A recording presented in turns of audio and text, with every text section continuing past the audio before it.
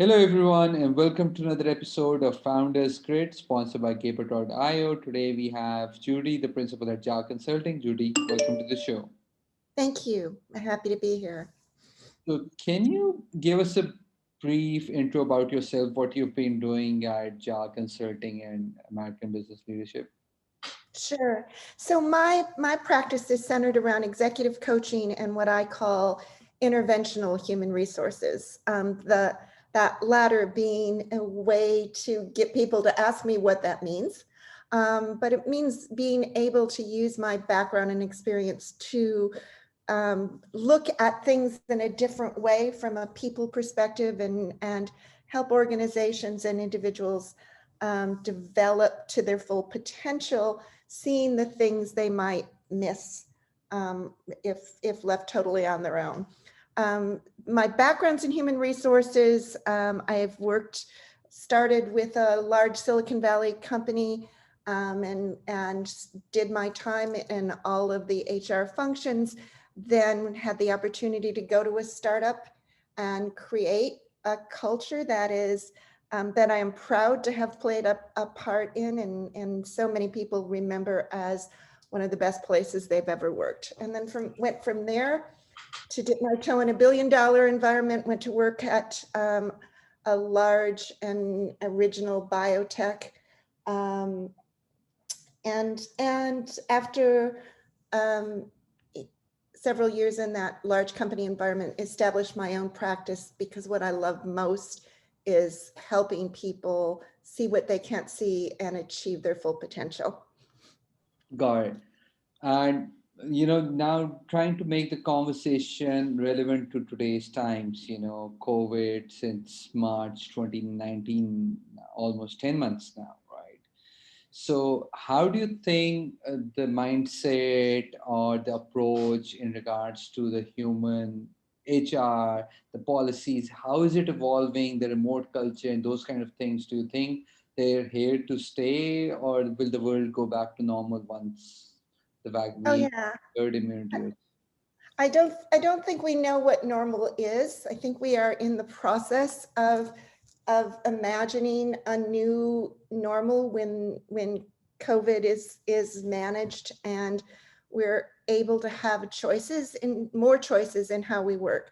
So I think that I expected when the pandemic hit my business to dwindle, and instead it doubled. I've been extremely busy with coaching clients and with companies trying to figure out how to learn how to manage remotely, how to create cultures in startups when people aren't there, when that person to person, face to face glue and connection isn't happening. And I think we've learned how to be productive, and I think we've learned how to manage, and we've gotten over the fears that so many of my clients used to have, that people who wanted to work remotely were not really working or not as productive or not as engaged and collaborate. So we've seen that it can work, but we haven't put the structure around it because we were forced into it. So lots of work going forward to create what I expect to be hybrid environments, to come up with the policies around travel and location and compensation strategy, and um,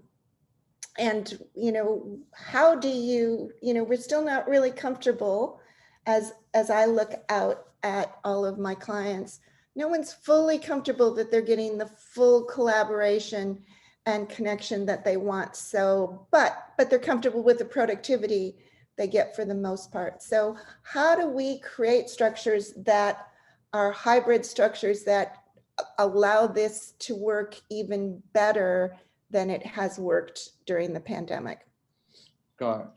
So, which brings me to my next question in regards to uh, mental health and team productivity and burnouts, because in March and April, since there was so much uncertainty going on, definitely the productivity is increased because with layoffs happening here and there, everyone was kind of like working 24/7, literally 24/7 to save the companies, to save the jobs and everything, right?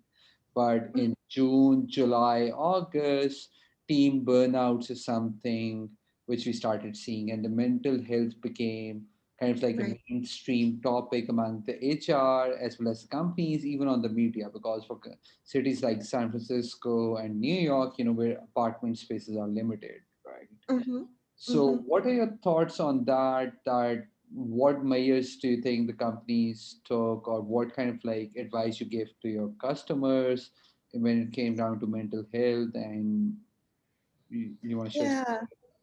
Yeah, we've talked a lot about how to check in with people, how to be more engaged in understanding the challenges that your people are facing in the remote pandemic-oriented environment, and making sure that that managers know how to check in. Now managers know how to show they care, and creating that balance individually to the people I coach to say, when is my stopping point? How do I draw the dividing line between work and home? I think really key to this will be schools opening up, because when I look out, the biggest mental health stress has been for parents, and particularly parents of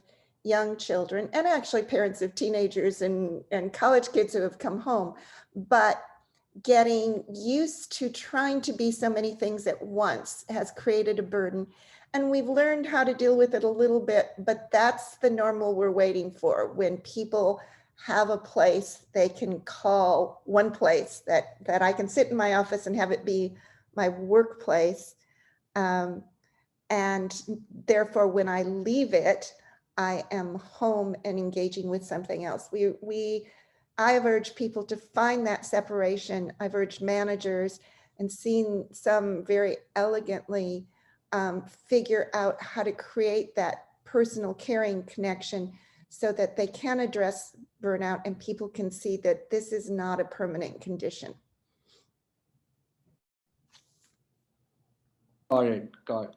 So, okay. So, which brings me to my last question, since because the last question I wanted to be a speculative one. Mhm. So, how do you see the whole startup culture evolving the post-vaccine world? I think that the startup culture is sort of the most difficult one, because quite honestly, even in pre-pandemic, startups were famous for creating burnout. What we look for in startup environments is people who are willing to make that commitment to give up a little bit of life for a while in order to have this big opportunity. And so I do still see Silicon Valley, despite some of the exodus, as being the center of a lot of startup activity. I see the startups I work with as having learned how to accommodate remote work, and indeed see the ability to do that as a positive. What I think we're going to be looking for are ways to get that connection and excitement and culture that startups offer. So it's not just a lot of work, it's a lot of work towards a cause. So building a culture that accommodates remote, not incidentally, but integrally, will be the next challenge for startup companies. Got it. Judy, thank you so much for being on the show. I'm pretty sure we could have talked for another 10 to 15 minutes easily, but my marketing team, they kind of like force us to keep them within 12 minutes. So thank you so much for being on the show and take care of yourself. You too. Take care. Nice to see you.